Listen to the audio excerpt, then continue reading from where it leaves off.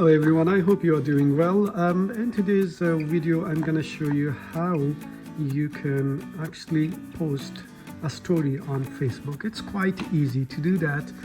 Basically you need to come to your account. For example, I'm here on this account, and then on the right hand side you click on these three dots, and then at the top you will see add a story, add to story something, and then you click on that. Here you will have two different options. One is create a photo story, the other one is create a text story. So alright, so you will click on the create a photo story, and then you will choose the photo that you want to put on your story. And now I can see that this is a bit cut, so I click on the photo and then decrease the size a little bit,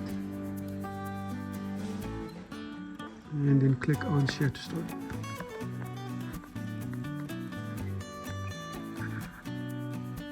Alright, that's it. So now it's been shared to my story.